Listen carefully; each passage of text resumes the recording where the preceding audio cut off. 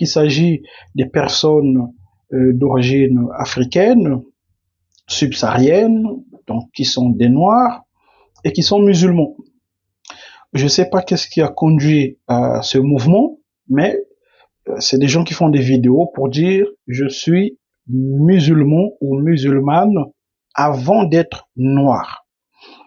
Et puis, suite à ça, il y a donc un mouvement d'autres personnes qui s'est levé pour les condamner et dire vous ne valorisez pas la couleur noire, vous mettez la religion au-dessus de la couleur noire, ce qui veut dire que vous n'êtes pas fiers d'être des noirs, vous faites honte à la communauté.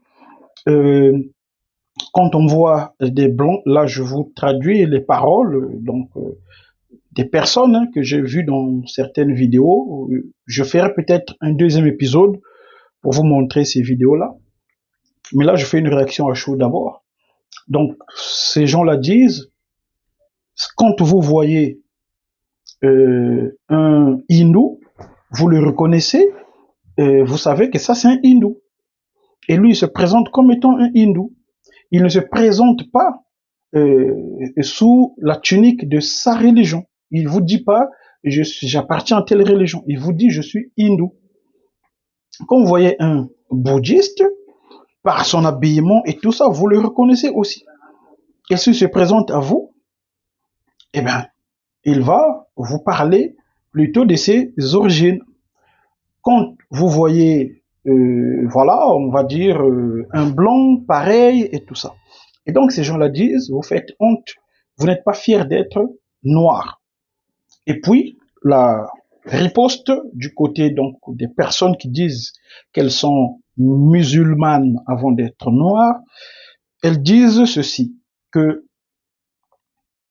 nous, on dit qu'on est musulmane ou musulman, si ce sont des hommes, avant d'être noirs, c'est parce que, pour nous, dans le classement qu'on fait, on place Dieu avant tout.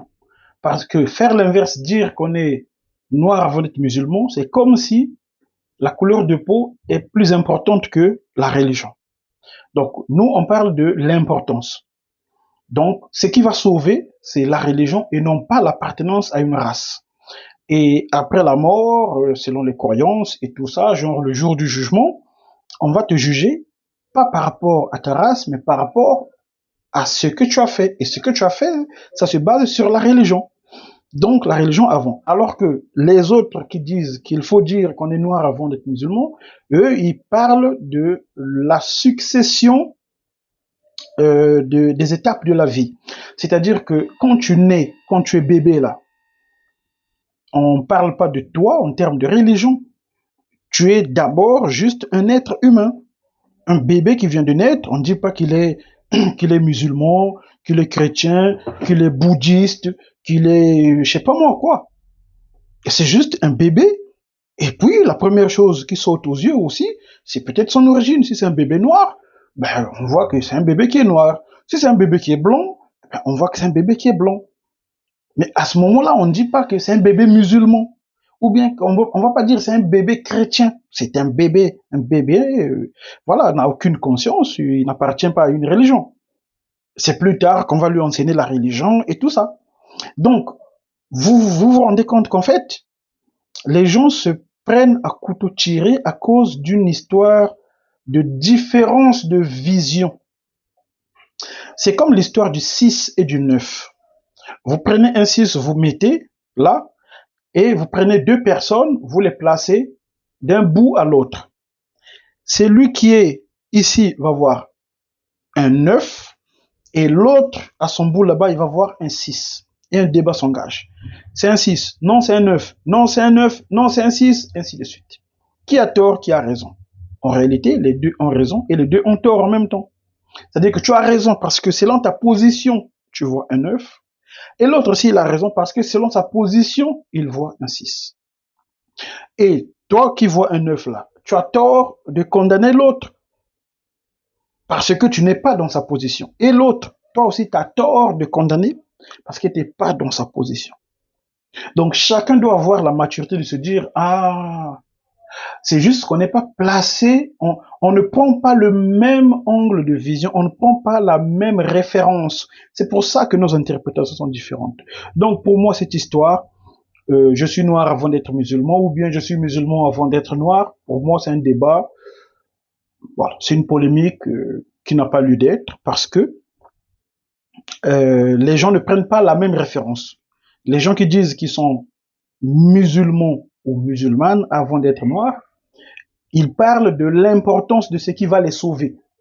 Et ce qui va les sauver, c'est la religion. Le jour du jugement, c'est sur la base de ce que tu as fait sur terre qu'on va te juger. C'est ce qu'ils disent. On va pas te juger parce que tu étais noir ou blanc ou jaune ou... Non. Et puis, ceux qui disent qu'il faut dire que tu es noir avant d'être musulman, ils parlent de la succession des étapes de la vie. Donc, quand tu es né, tu n'étais pas musulman ou musulmane ou chrétien ou chrétienne. Tu étais juste un bébé noir ou blanc ou jaune ou peu importe la couleur. Donc voilà, j'espère que cela nous inspire sur l'intérêt de bien choisir les débats, de se rassurer qu'on est d'abord en train de prendre la même référence avant de rentrer dans des contradictions qui créent de la haine, parce que là, franchement, le niveau que j'ai vu là, on est arrivé au niveau de la haine. Les gens se détestent maintenant, ils font des vidéos avec des mots très violents pour répondre aux autres, ça atteint des proportions, voilà, et ça ne mérite pas.